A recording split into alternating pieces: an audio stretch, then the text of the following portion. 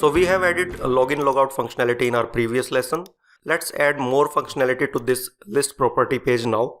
We have added these few basic fields on this form while learning about template driven form previously. But this is very basic info about the property, and we need to capture a lot more information about the property on this form.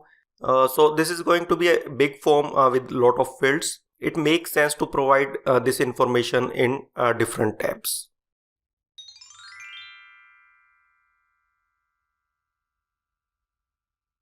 We already have installed NGX Bootstrap in our previous video. We can use this tab control on this form.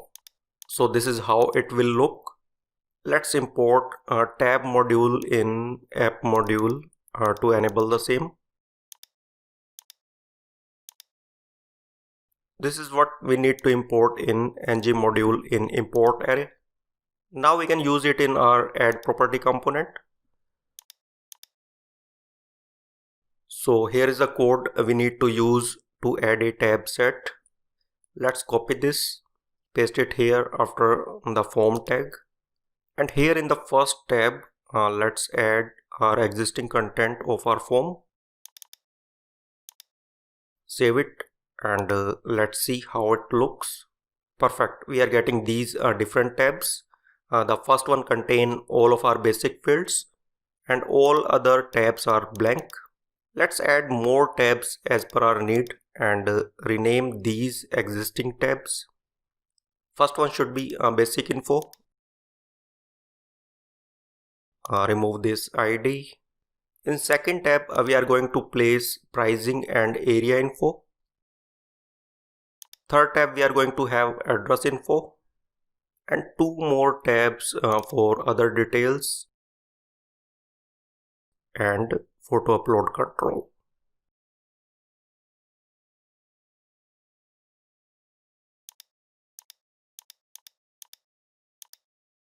Let's rename this to list your property.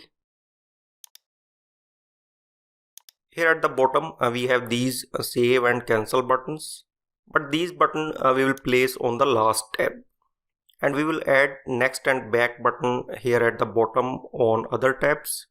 Let's change the type of this from submit to button, as we are not going to submit the form on clicking of this button, and remove this cancel button. Change its caption to next and add a class btn block to expand it up to the full width of its container div. Let's add functionality to select the next tab programmatically on clicking of this button next.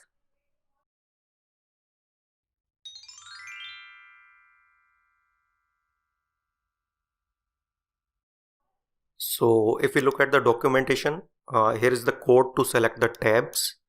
On clicking these buttons, it is calling a function in the component and passing the tab number as parameter here.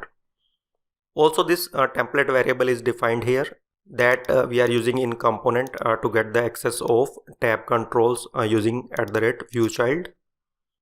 And here we are just setting the active property equals true. For the tab ID we are passing in function from our HTML template.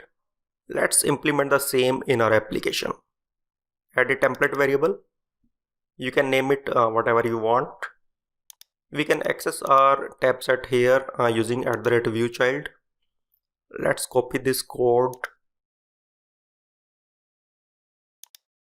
change it to forms tab. We can remove this statement because Angular 9 now passes it as false by default. I will explain the use of this parameter later in this course. Add this function. Now we need to call this function on clicking our next button.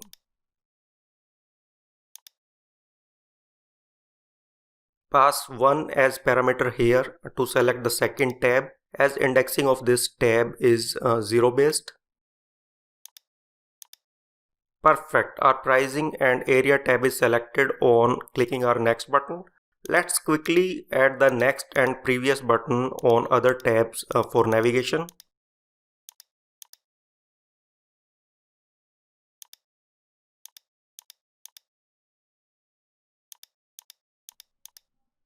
It's working fine. Let's add the required fields on these different tabs. I already have written the HTML code for these different tabs. These are just plain HTML labels and input fields.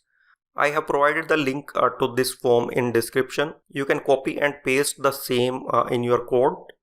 Let me copy this for pricing tab and paste it here. These are few fields related to price and area. We will hide and display a few fields conditionally here on the base of if property is being listed for sale or rent. This is for address.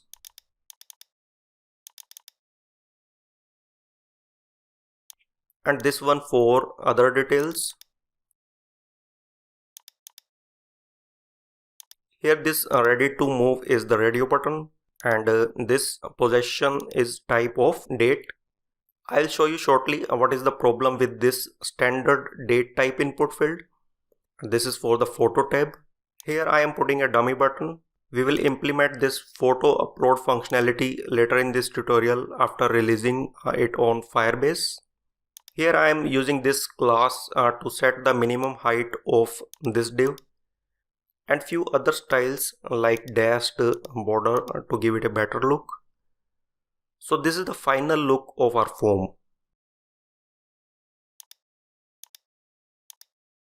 This date type input box is showing a calendar. This dummy upload control has some minimum width and this dotted line that we have defined in our CSS file. Let's add save and cancel button also on the last tab. Change it to submit.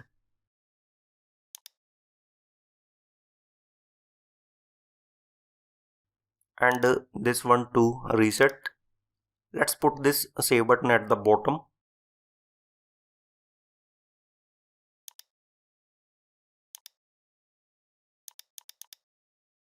Here on the first tab, we should have a radio button to choose if the property is for selling or rent purpose. We can add a simple HTML radio button here.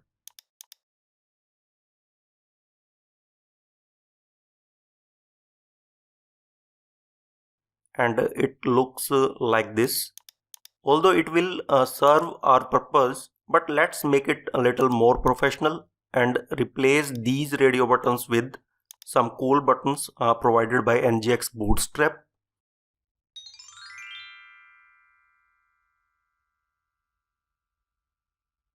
Here you can see a variety of buttons that can be used as a radio buttons or checkboxes. So we are going to use this as a radio button, and we will also improve the appearance of this button using some style sheet. Let's import this library in app module.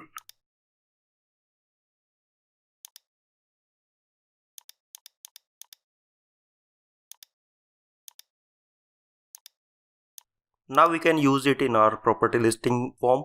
This control use a few Bootstrap classes to display labels as buttons.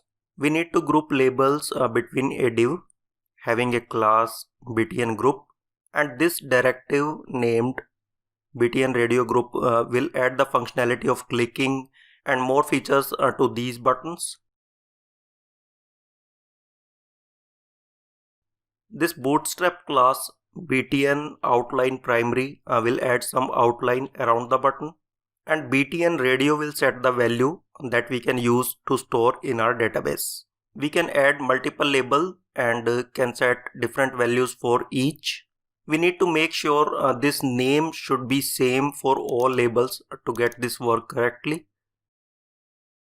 So this is how it is looking, and selected button will appear in blue color. Add some margin between both. Let's add some styles to make it little better. Add this style in form.css as we are going to use it throughout the application. This way we can define a style hierarchy to target the specific tag. Here we are specifying that this style should be applied to a label having this attribute. By defining border radius, we can give rounded shape to our button. Add some padding of 15 px and line height of 30 px to make button a little smaller than normal. Perfect, it's looking beautiful. Let's remove this radio button now. We will use this version of button throughout the application. Add it under this tab. I mistakenly take it outside of tab. Also add it between the form groups to align it with other fields. Let's add few more fields on this basic info tab. Add a radio button to select the BHK. Let's populate labels using ng for loop instead of defining labels manually this time.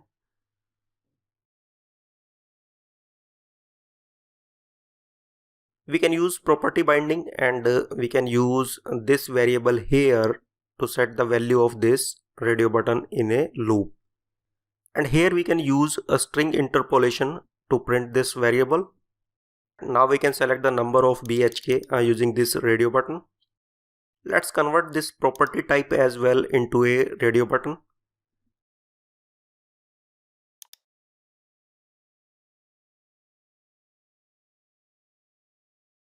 Label it property type, and this time instead of defining array at HTML level, add it as property type here in TypeScript file. In the final app, this data will come from our master tables from the database, and we will load this array in our own init method. Add furnished type as well here to select if property is fully, semi or unfurnished type. Here we can use the variable that we have defined in our TypeScript file. Also replace this variable name. Do the same for furnished type as well.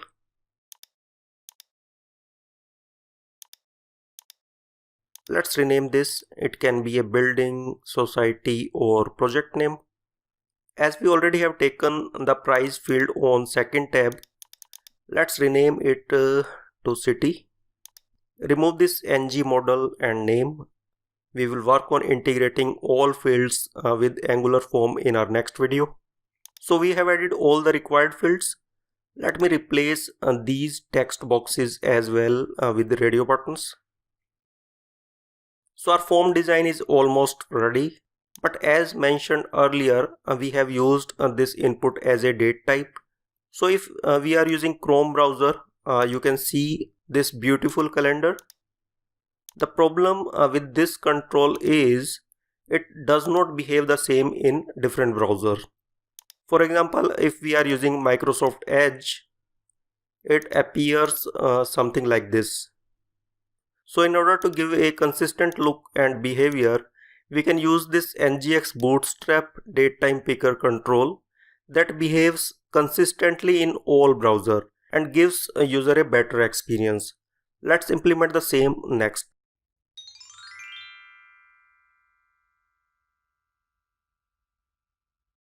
Let's import this library in app module.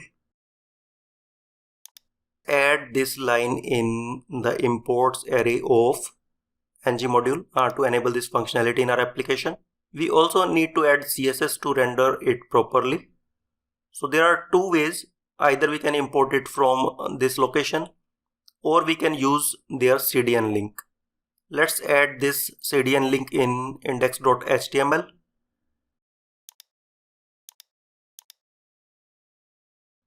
There are a variety of directives available for this control. This one is to display a date range like this, but we need to select only a single date, so we are going to use this directive. Let's copy this HTML and paste it here. Remove this input box. Perfect, we are getting this beautiful calendar, but this green color is not matching with our application theme. This control provides different inbuilt themes. Here are the samples. This dark blue is matching with our application. Let's use it. We can change themes by using container class property provided by this bsconfig object. Here in example, it is done in TypeScript file, but we can use this object directly in our HTML template using property binding, and we can set the container class property like this. Let's check it. Seems there is some problem. It is still showing the default theme. Let me check where is the problem. Yep, here is a spelling mistake. Let's correct it and test it again. Perfect, we are getting a blue theme now. Default date format provided by this control is month, date and year, but different countries has different date formats, so this control also provides some settings to customize the date format as per our need. So using the same object that we have used to set the theme, we can also set the date format as well. Let's copy this and paste it here after this container class property, and set the date format as per our need. For example, I want to display it in day, month and year format. We can change it like this, dd-mm-yyyy.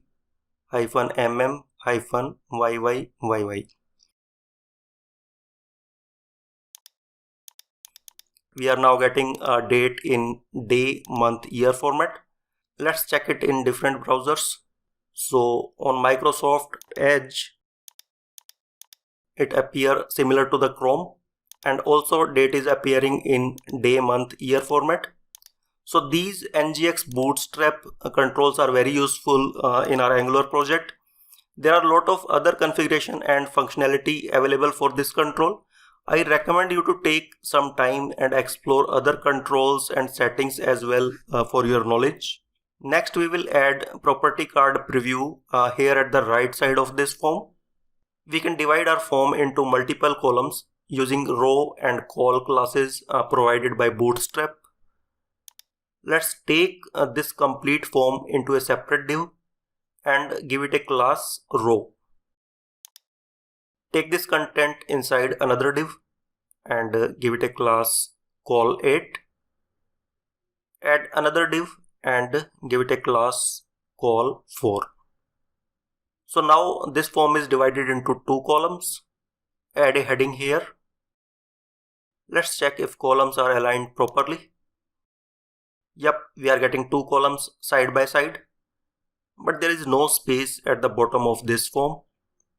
Let's add some margin at the bottom and take this heading as well in h3 tag.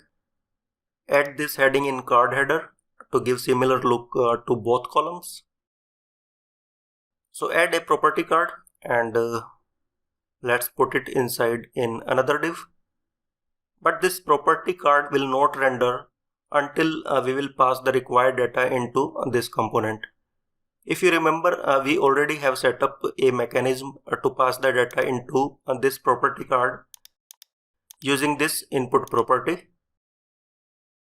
We can define a variable property view and initialize it with a blank JavaScript object. We will add required property soon inside this JavaScript object.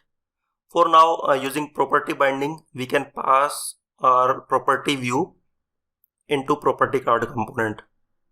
So this blank property card is now rendered here. Next, we need a way to pass real-time data into this property card, and that we will do using a two-way data binding. This is something new, and if you look at the workflow we have discussed in start of this tutorial, we have used all other types of binding till now in our application except this two-way data binding. This one is a good scenario to understand the practical use of two-way data binding. Let's remove this default value from here.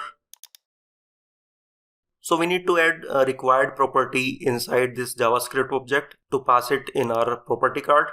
If you look at this input property we have defined in property card component, this is of type iPropertyInterface. Let's define this variable as well of type iProperty so that there are no chances in typing mistake while defining this property. And here in this list we will get those properties in IntelliSense.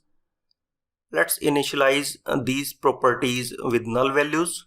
We will set these properties from our HTML template using two-way binding. Image is not mandatory field. We do not need to initialize it here. So we already have passed this variable to our property card component, and we just need to set the value of these properties from our HTML template. So when we need to keep any property synchronized with model and view, for example, here we want as soon as users start typing something in this control, that should be reflected in property card immediately at runtime.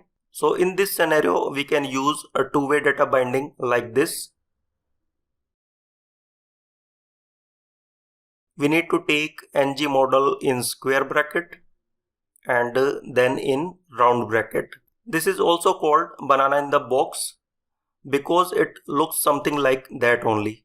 Here for this field, we will bind it with property view.name that we are passing in property card. Let's test it. See, as soon as we start to type here, this property name started to appear here in our preview. This is how our two-way data binding works, and automatic synchronization of data happens between a model and the view. At present, we are displaying 3 fields on this property view. We will add more fields in upcoming video in this property card. Let's bind the other 2 fields as well. It is important to define a name of fields before using ng model.